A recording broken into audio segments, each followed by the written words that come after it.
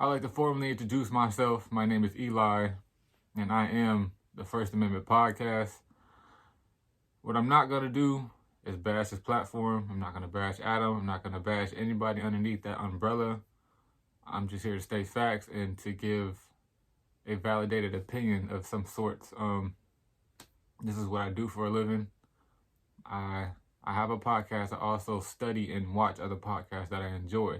But it's just kind of hard not to miss when you're somebody who's tapped in on a weekly or daily basis with no jumper, since they post so much content. Now, we're going to state the obvious, or what seems to me to be the biggest issue right now is internal beef within the office. This has been going on. I want to date back for like another year. I can try to find it for y'all. But recently, the past 2 months, a lot of content has been posted, but the internal beef, it's not only that there's been a lot of internal beef, it's been publicized. And coming from somebody who has 2 other co-hosts, if we had something that was going on, even though it was within the podcast, even if you saw it on camera, I don't know, to be honest, I probably wouldn't even air those type of things. Content is content regardless, and I respect Adam for putting out any sorts of content that he had. I'm pretty sure he holds on to a lot of stuff that you're supposed to, but he also puts too much out. Although I know this all goes through him because he is the boss, he is the top dog of that conglomerate, if you will.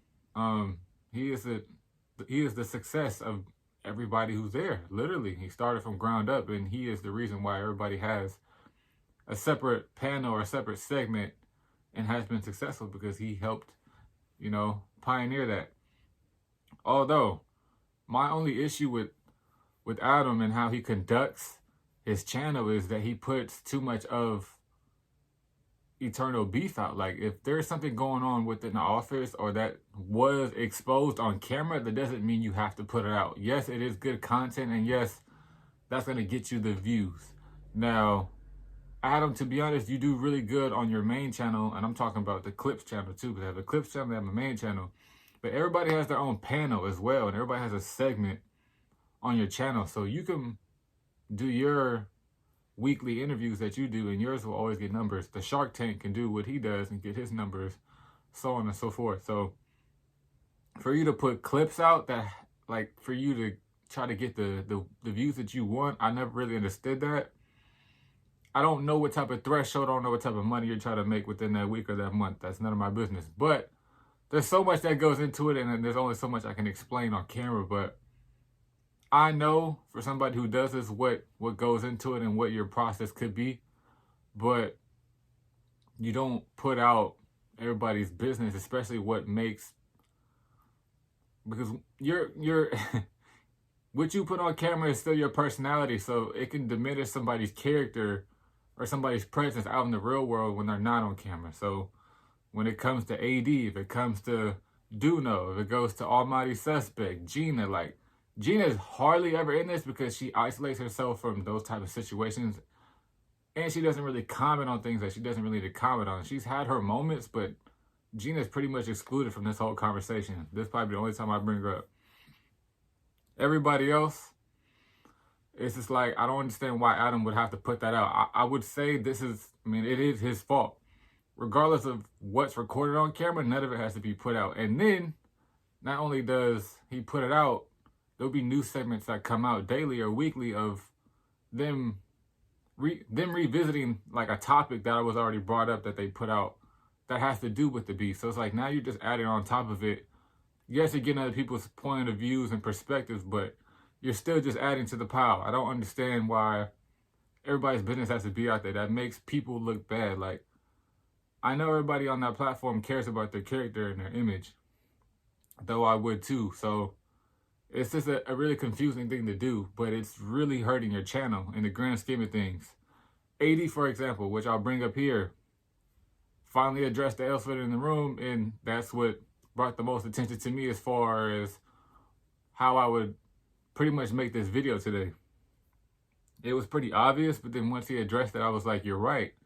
But then once I started to go back and look at the numbers, as you'll see here, they dropped tremendously ever since really Blueface. After Blueface, or after like the last spaz that Sharp had on some type of female, then it's like the numbers will just be down no matter what they post, no matter who it is. It could be a pretty big up and coming person or somebody who's popping on social media, but the numbers are just not there because now all they do is fuel off of drama, what goes on between them. And that's like, I don't understand that that's how you want to conduct your channel. That's what you want your channel to be now, but that doesn't do anything for the people that's on, you know, on the platform. So to me, it just diminishes their character and it makes them have a really bad image. I've already heard, because I watched damn near every single clip, every single podcast. So I'm like, I heard AD and T-Rail talking about how people be in their DMs and their comments crazy and then like assassinating their character and what they think they can and can't say to them. But it's like, I've had people like say mean things to me too. If you go back on my channel, there's a lot of obviously like controversial topics that I talk about. So of course there's some people who come at you kind of sideways. But as far as my DMs, I haven't had anybody DM me no hate, you know, no death threats. Like, that's crazy to hear about. Like, the average person does not get a death threat based off the content that they make, you know, or opinion that they have that they put out. The average person doesn't, not even me. As you can see for the Shark Tank, as of just a year ago, or we can say 6 months ago if you want to be a little bit more recent, his numbers been dropping ever since. I mean, he started off with a bang. The first 10 videos, damn near everyone had 1 million views. He was popping. I remember watching that. It had to be the most entertaining thing I've seen on YouTube at that time. And now it's just like I can find so many other things. Sharp is not really getting those electrifying interviews like he used to. And he's not really, he dumbed it down a lot as far as like how he approaches each interview and each situation, especially how he talks to women. Yeah, he don't really be spazzing on them like that, but I don't think he really wants that image out. And I kind of saw that, which is cool. I respect it. But it was what got you your views at first. It's like nowadays you're trying to be a regular interview person. That's like, I'm not gonna say that's not who you are, but there's so many other people on the panel, on other panels that do the same thing. So it's like, you bring a certain type of energy. I get it, but that was who you are. You're supposed to be that one dude who just be going crazy on people and questioning people's motives and why they do this and why they do that. Even though it came from a place of passion, it wasn't really a place of disrespect. You just talk with a certain type of tone that gets people, you know, a little edgy. But I mean, we go from 12,000, 14,000, 60K views when you had 1.4, 2.5, you know, like, something's got to change. It's not only me that's seeing this. I know they have to see it too, but it doesn't look like they even care to change at this point because everything is still about these diss tracks and people getting slapped, and it's just like, bro, I don't get it. And you got them talking about meaningless topics like this last one. I'm not even gonna say it. You can just see it on the screen. This is a lot of pointless content that's being posted and them trying to be consistent, so they can't really change things up how they want to because they got stuff they got to put out, and now they have editors and stuff. But I don't know. I would say the whole office got to be, the whole office got to come in for a meeting, or these editors or whatever. Somebody got to speak up and say something because this is not cool. It's not cool. If you thrive on views like you've been showing, this got to change, bro.